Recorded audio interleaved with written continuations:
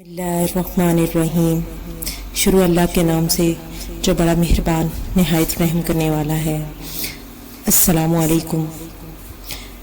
मोअज़्ज़िज़ नाज़रीन, कुरान और हदीस की तमाम तशरीहात और तफसीरात छानने के बाद अव्वल ता आखिर हमें मालूम होता है कि पूरी बज़्म कौनो मकाम में महबूबियत के आला मुकाम पर एक ही ज़ात, एक ही शख्सियत फाइज है और बेशक वो नबी आखिरुज़्ज़मां ताजदार कायनात हज़रत मोहम्मद मुस्तफ़ा सल्लल्लाहु अलैहि वसल्लम की मुबारक ज़ात है।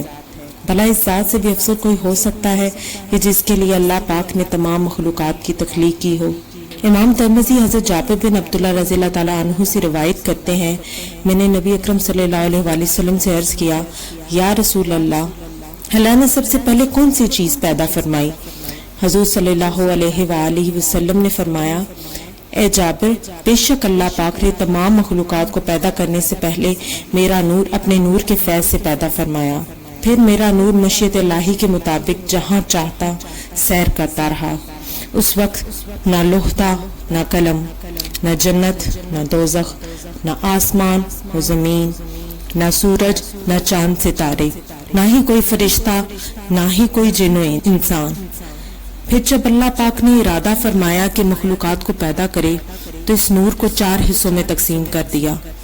नूर के पहले हिस्से से कलम को पैदा किया, दूसरे से लौह को, तीसरे से अर्श को, जबकि चौथे हिस्से को फिर मजीद 4 हिस्सों में तकसीम किया। पहले हिस्से अर्श उठाने वाले फरिश्ते, दूसरे से कुर्सी को, तीसरे से बाकी तमाम फरिश्ते और फिर चौथे हिस्से को मजीद 4 हिस्सों में तकसीम किया। पहले से आसमान, दूसरे से ज़मीन, तीसरे से जन्नत और चौथे से दोज़ख को तख्लीक फरमाया। नाज़रीन, हदीस कुदसी में अल्लाह पाक ने खुद ही नूर मोहम्मदी से हर शय को तख्लीक फरमाने की वजह बयान फरमाई है। इरशाद बारी ताला है, अगर मैं मोहम्मद को पैदा न करता तो न आदम को पैदा करता और न ज़मीन व आसमान को। मुअज़्ज़िज़ सामीन, जिस रात हज़ूर नबी अकरम सल्लल्लाहु अलैहि वसल्लम का नूर अनवर हज़रत आमना बीबी के बतन में दाखिल हुआ तो वो जुम्मे का दिन था।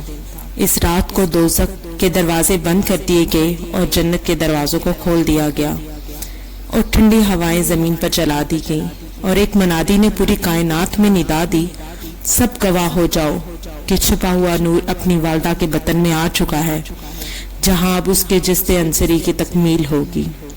कहा जाता है कि आप सल्लल्लाहु अलैहि वसल्लम जब पैदा हुए तो एक यहूदी आलम जो मक्का में रहता था, उसने लोगों से दरियाफ्त किया कि क्या तुम्हारे यहाँ आज कोई बच्चा पैदा हुआ है?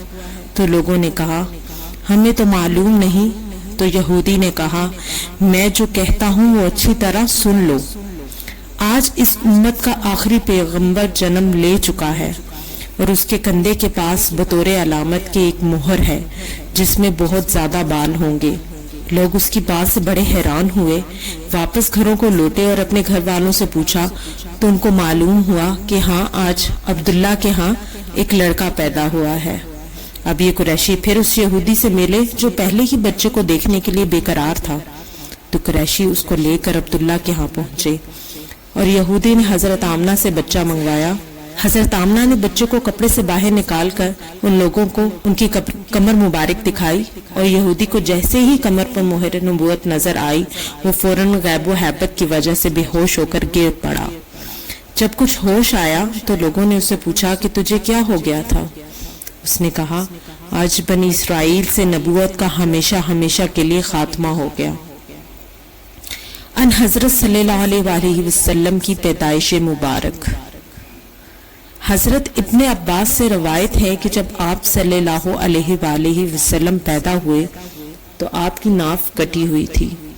और एक रवायत में है कि जब हजरत इब्राहिम पैदा हुए तो हजरत जिब्राईल अलैहिस्सलाम ने आकर उनकी नाफ काटी, फिर उनके कान में अजान कही और फिर उनको एक सफेद कपड़ा पहनाया। और जब फख्रे दो जहां आप सल्लल्लाहु अलैहि वसल्लम पैदा हुए तो आप खतनाशुदा पैदा हुए और आपकी आंखों में सुरमा लगा हुआ था और बदने अतहर तमाम मलाइशों से पाकीज़ा था।